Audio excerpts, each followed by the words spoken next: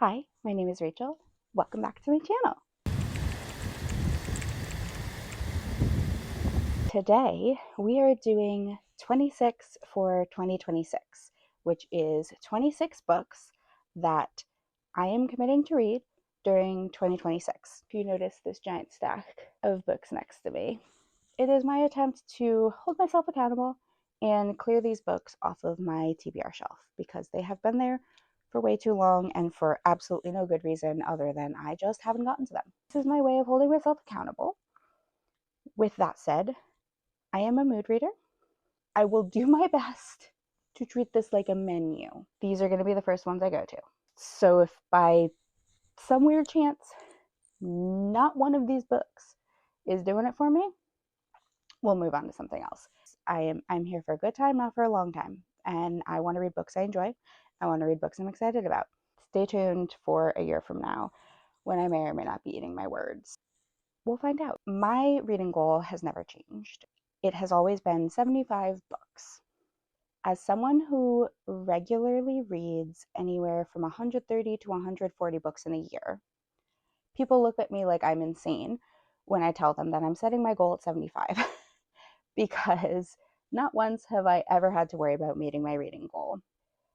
For me, it's not a challenge. I'm not setting a reading goal as a way of stretching my limits and trying to read more books or see if I can get a little more book out of the thing. For me, 75 is the number where if I read 75 books in a year, I'm going to be happy. I had a great time. I had a great reading year. I read consistently. That's my number. How do I get that number? 52 weeks in a year. So basically reading one book a week. If I read one book a week, that's a great year. I have to factor in vacations and things like that where I actually get to read a lot more frequently. So that's where the little extra numbers come from. I believe that's 23 extra books. 75. Nice round number, really pretty number. And if I read 75 in a year, I'm going to be really happy with that. That means that this is about, we'll say it's a third of my yearly goal. In reality, these books represent anywhere from a quarter to a fifth of the books that I'm going to read within a year. What am I reading? Let's get into it. We're starting off with the series. That's not it. I count a series as one book. You can't read one in the series. Series number 1 on my 26 for 2026 is the Throne of the Fallen series by Kerri Maniscalco. This series is a series of interconnected standalone romances about the princes of hell, which I think sounds incredible. This series has been on my to-be read list for way too long, embarrassingly long. I have read another book by Kerri Maniscalco, absolutely loved it. Her writing is just very fun. It has very lighthearted fun, but she's really good at world building. So I've been super excited to get into these. I haven't done it. But then I got in the mail this beautiful thing, which is an ARC for the Throne of Nightmares. I don't know how I got this. I got a random email and they were like, "Hey, are you interested?" And I was like, "Yes, absolutely." And next thing I know, it's in my mailbox. Don't come to me for ARC recs. I have no idea how to get them. But I got this one. This series is now first on the list for my 26 for 26. If you see me reading anything other than this series, come the start of the new year, please yell at me because this comes out in February, but they're thick books. So this is going to take a while. So I need to get on this. Yell at me. Hold me accountable if this is not what I'm reading. Number 2 on the list is the Shadow and Bone series, Leigh Bardugo. I love Leigh. I absolutely love Leigh. She is one of my favorite authors. I have read every single book by her except for this series, and I do not know why that is. I love her books. If you have not heard of this series, this is in the Grishaverse, which is the same world as the Six of Crows series, which is one of my favorite books. I absolutely love that series. This is actually a Netflix series as well. I started the Netflix series. Then I realized it was a book series and immediately stopped because why would I watch the TV show when I can read the books, because the books are better. The books are always better. We know this. This is a proven fact. So I stopped watching the TV show, went out, bought the books. Here they are. I haven't picked them up yet. And it's heartbreaking because Leigh can do no wrong. So this is the year. And then I will probably watch the Netflix show because I heard that it was actually pretty good. So number 3 on my list is this duology by Rachel Gillig, the One Dark Window and Two Twisted Crowns. I have heard so many good things about this. I read my first book by her, The Night and the Moth, last year and absolutely loved it. So I had multiple people go, oh my God, so have you read her other duology? And I was like, no, what do you mean? She has another duology? Instant purchase. Haven't read it yet though. And again, I don't know why. The Shepard King series is supposed to be incredible, but I just haven't gotten to it yet. So good sounding. I am so excited to get into this series. Book number 4, or series number 4, I guess we're at this point, and that is A Study in Drowning and A Theory of Dreaming by Ava Reid. First of all, can we appreciate how stunning these are? Beautiful books. I recently read my first Ava Reid book and absolutely loved it. These have been on my list for a while. The first one, Study of Drowning, first caught my eye because I actually studied architecture and I work in the field of architecture. And so I thought that a book about books and architecture sounded so cool. Toss in some magic, I'm in. I'm in. Ask me no further questions. I'm sold. Then they came out with book 2, and obviously, like, you can't have book 1 looking this stunning and beautiful alone on the shelf. You need book 2 to go with it. House with Secrets, books, literature, magic. I'm so excited for this. Although now I'm thinking about it, maybe it doesn't have magic in it. I guess we'll find out when I read it. It feels magical. We'll find out together. Admittedly, I don't like knowing a lot about books going in, so TBD. Book series number 5. This one, I do not have the third book Oathbound yet, because as you can see, I have a paperback set, and they haven't released it in paperback yet, and I'm sorry, I can't do a mismatched set. My heart won't let me. This is still on my list to be read. I have been so excited about this one. The big thing is I am going to BookCon this year, and she's going to be there. And the fact that I am going to be able to see her in BookCon and have not yet read her series, which I'm super excited about, is heartbreaking. This is on my list of needs to be read urgently. I need to know what's going on. I need to get the hype. I need to know the hype. I'll admit, I don't like knowing a ton about books going in. So for these, I know that there's magic. I know it's academic. I know it's YA. I love a good YA magical series. That's about all I know. And I'm really excited about that. I'm sure I'm going to love it. Number 6 on the list, The Atlas Paradox. So this is actually book 2. I read and loved book 1 when it first came out. And then admittedly totally forgot about this series. I don't know what happened. It left my brain. I forgot about it.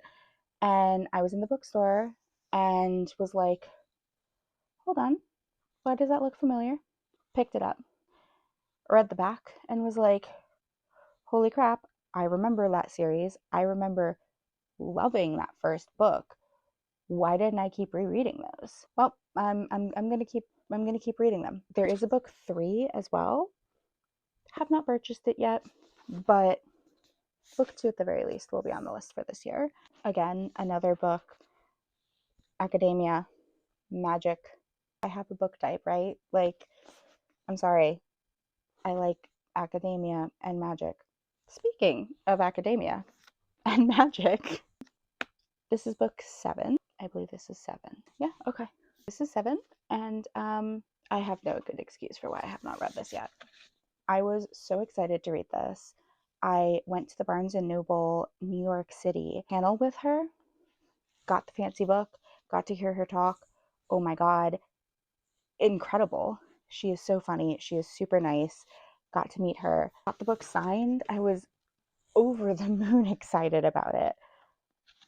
And just, I think the main reason for that is because I was in the middle of reading another book when I went to the signing, and that book destroyed me. It's called Moth Dark, in case you're curious. Absolutely obsessed with it. Might be my favorite book of 2025. So I feel like I had a good reason for not immediately picking this up. Haven't picked it up since. Don't know why, but I'm so excited to get into it. Especially, I am team all of them. I know that there's a lot of controversy about, like, are we team mentors? Are we team teachers? I'm team all of them. Let's just harem it up, and yeah, all of them.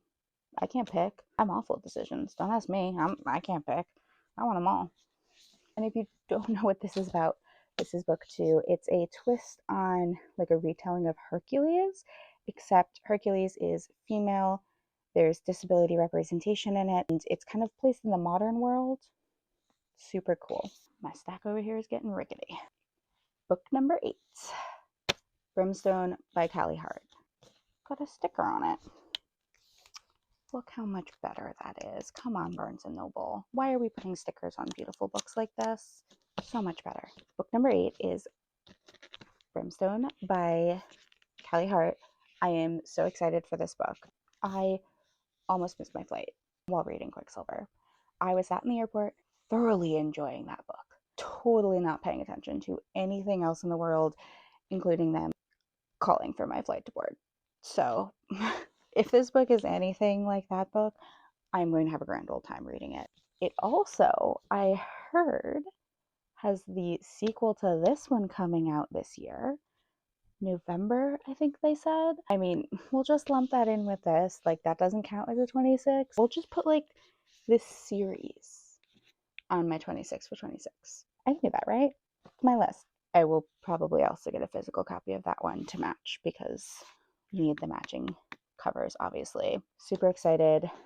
The Fae interpretation in this is just so fun. I love the idea of like this fantasy Fae world that's just like a slip away from reality, and she just stumbles into it and is just wrecking chaos. Just chaos. And I am so excited for Carrie Swift.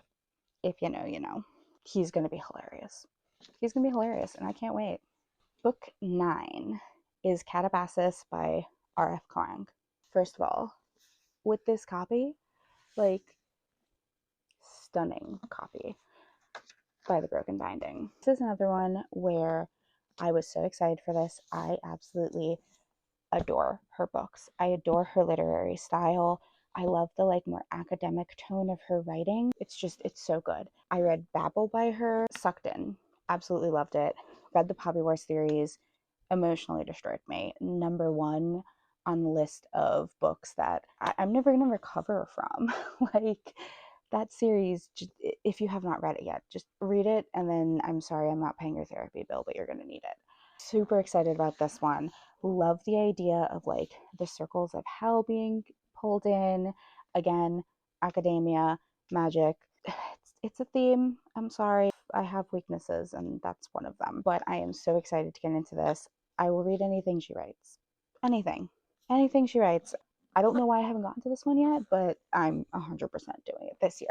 Book 10 is actually on my Kindle, and it is Coldwire by Chloe Gong. I am a Chloe Gong stan. I will read anything she writes. And so I am so excited to read this new book by her.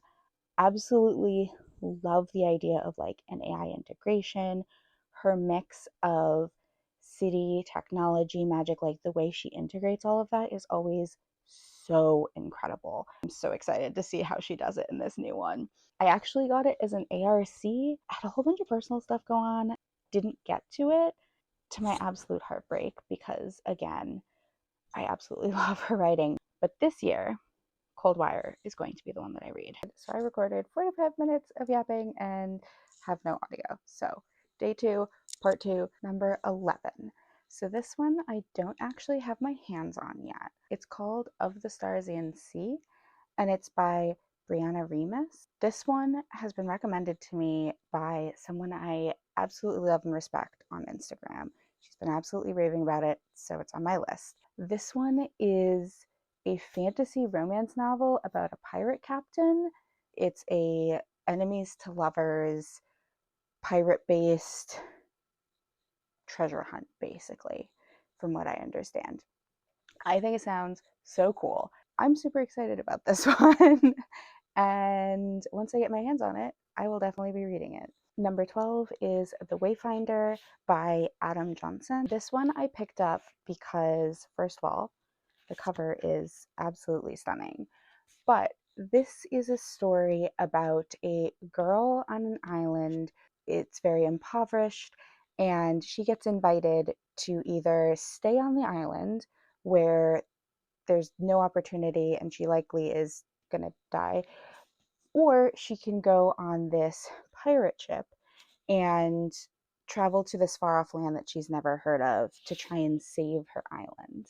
Obviously, she picks that.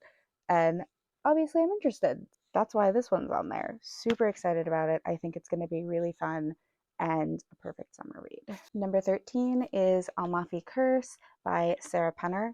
I read and loved The Lost Apothecary by her. She is so good at dual POV and dual timeline books. She writes so many of them and they're all incredible. I will read them. So this one is taking place on the Almafi coast, and it's about a group of witches that are basically trying to protect their community by using their powers to sort of steer pirates and people away from landing at their beach. The pirates are obviously a little confused why they can't seem to ever land on this stretch that they keep aiming for. So I think it sounds super cool, super interesting. Also, a moment for how beautiful this book is. It's gorgeous, right? Number 14 is Inkheart by Cornelia Funk. And this is a book that was super popular when I was young. I never got to reading, but I absolutely adore the idea of this story being lived. So basically, the idea is that this young girl's father is reading her a story and she finds herself in the book. And so she's exploring this magical land with all the magical creatures. And I think it's just such a cool concept, super cute. It's young adult. And I'm just really excited to get into it and read it because I didn't get the chance when I was a kid. And so now's the time. 15, The Library of Fates by Margot Harrison. So I was actually sent this as an ARC as part of the Hive. And my God, did they nail my taste. The library kind of helps like steer where you're going, help you figure out what your next step is, what your fate is, for lack of a better term. And in that library is a book of secrets. The librarian dies and the book of secrets goes missing. And no one knows where it is, no one knows why, but clearly there's a secret in it that people don't want getting out. Who knows why? So I believe this one is actually available now. I think it came out yesterday, 2 days ago. I haven't heard anyone talking about it, and I don't know why, because it sounds really, really cool. So I'm going to read it and tell you if you should read it. Okay, now we are getting into my thrillers, aka kind of my spooky reads. These are typically ones that I reach for in the summer or kind of September, October, November spooky season. Number 16 is The Serial Killer Support Group by Saratoga Schaefer. This one was on my spooky reads TBR this year. I did not get to it, unfortunately, but I will this year because the premise of this just sounds so good. If you haven't heard, title says it all. It's about a serial killer support group, and this girl infiltrates it because she thinks that one of them might have killed one of her family members, her sister. I think that's just so fun. It's a little detective, a little mystery, obviously serial killers. So super fun thriller, super fun spooky read. I'm super excited about.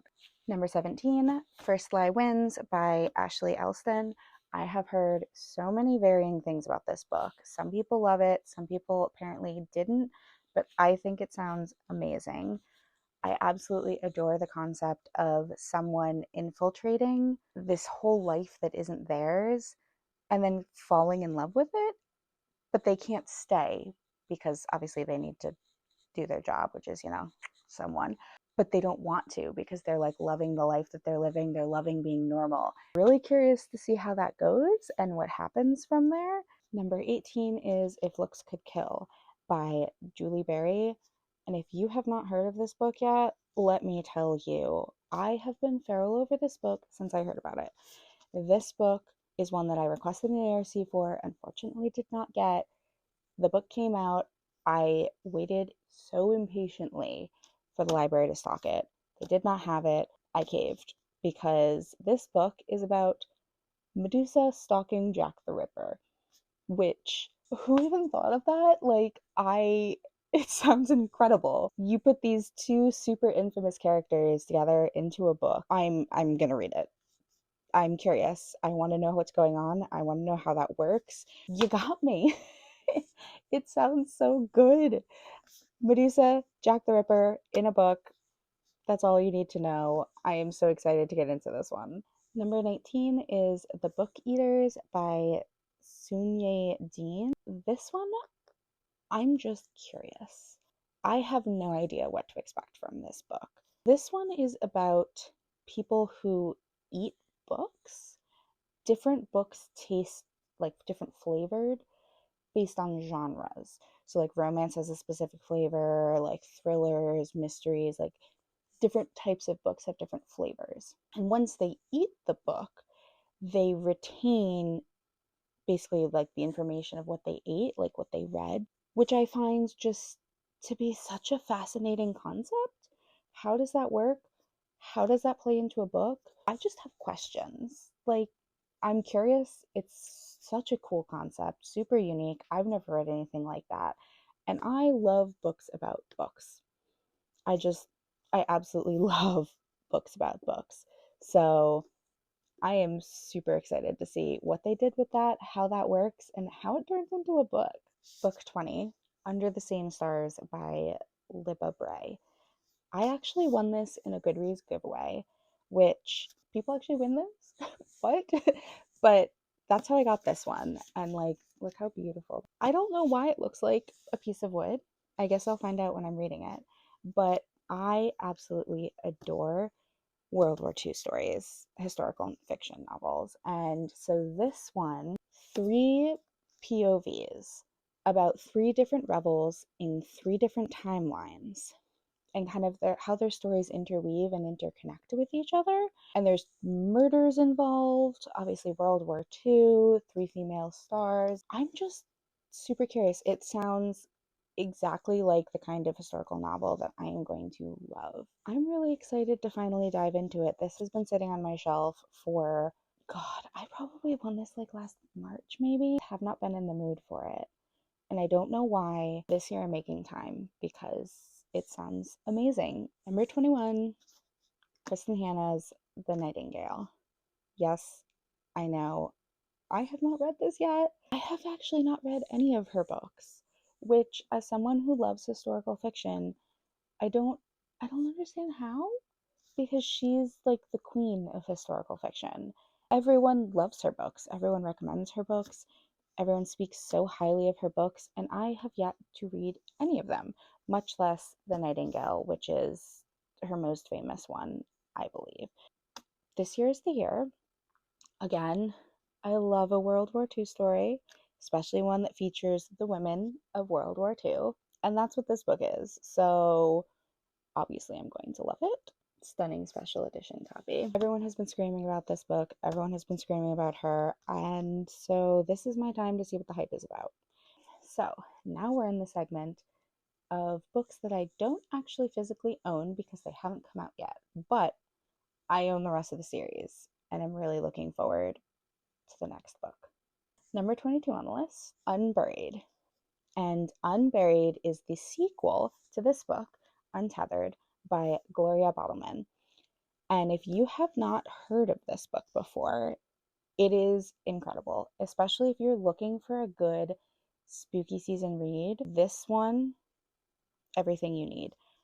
It's about a necromancer who lives in a city, is basically making money by performing necromancy on people. The city is really divided by wealth gaps, There's some magic involved. There's some behind the scenes shady nonsense going on. There's a secret wood that may or may not be evil.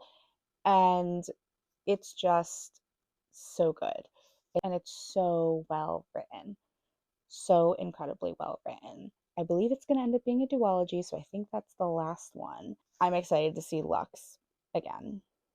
Absolutely love her as a character, love her necromancy, just love her sass, her personality. Like, she is just a joy to read about. Number 23 is the third book in this trilogy, which is Storm Over Camelot. And this is by Sophie Keach. This series is Arthurian legend, and it's all about Morgan. So book one, Morgan is My Name, is all about Morgan's childhood, growing up, what it was like, and sort of like the backstory. Book two is where we start to see her get her name, because her name isn't actually Morgan Le Fay, right? Like, that's a moniker and a nickname that was given to her. And so in this book, we start to figure out where that nickname came from, why she got that nickname, and we start to get hints of the Morgan Le Fay that we're familiar about and like the one that we've heard of in legends, where that came from. So book three, which is coming out, is supposed to be Morgan as Morgan Le Fay. So she's causing storms. She's making storms over Camelot, and we are going to see her in her element. If you love Arthurian legend, and you especially love Arthurian legend focusing on Morgan Le Fay, you will love this series. And I am feral over the next book. Number 24 is yet another Leigh Bardugo. As I said, she's one of my favorite authors, but the third book in this series is coming out, I believe, in September. It's called Deadbeat, and to say I am excited is an understatement. This is the series that got me into Leigh. I read Ninth House, and if you don't know kind of what the series is about, it takes place in Yale, in New Haven, and it's all about secret societies within New Haven. And there's a magic secret society at Yale. There's a lot of references to the area of Yale. As someone who lived in the area when I was reading this series, it just brought it to life. And I absolutely loved that. If you ever get the chance to read a book series that takes place where you currently are, I cannot recommend it enough. It just elevates the entire experience. So being able to read this in a cafe that's like mentioned in the book, while walking around corners and like looking at areas that are referenced in the book, it changed it. It changed the entire reading experience, and it made these books, which are already incredible, better. She does not release this series very often. I believe that this last one came out in 2023. So I have been waiting 3 years for a continuation of this series, and my God, I am sure it is going to be well worth the wait. Number 25 on the list is Adversary to the Villain. Now, I have mixed feelings on this next book. I am worried it is not going to be as good as I want it to be. With that said, I am still very excited about it. Assistant to the Villain was one of my all-time favorite reads when I first read it. It is a kick your feet and giggle, lighthearted, like cozy fantasy sort of. It's got some romance, but it's very lighthearted, very fun, lots of joking. Absolutely obsessed with it. Then Apprentice to the Villain came out. Still super good, still really fun, really lighthearted, really enjoyable read. And then this one came out. Accomplice to the Villain just did not hit the way I wanted it to. It felt to me like they were drawing this book out, drawing the series out to try and make more money. And I hate saying that, but it's true. This book feels like it could have been trimmed down and combined with probably the next book. And I believe it was originally supposed to be 3 or 4 books, and it is now 5, I think. Don't get me wrong, I love the characters. Absolutely love the like lighthearted banter. I love the cozy like fantasy vibes. I'm interested in the plot. I'm interested in the book. The writing is just starting to really drive me crazy. It's taking too long. There's not enough substance in it anymore. And for that reason, I am super excited for Adversary for the Villain to come out because I love the characters and I will read it. So I am part of the problem, but I'm also worried that it's not going to live up to my expectations because this one did not live up to my expectations. I'm hoping that it surprises me. And last, but certainly not least, 26 is Light Wielder by Rachel Schneider. Cannot say enough how much I am looking forward to the sequel to this book.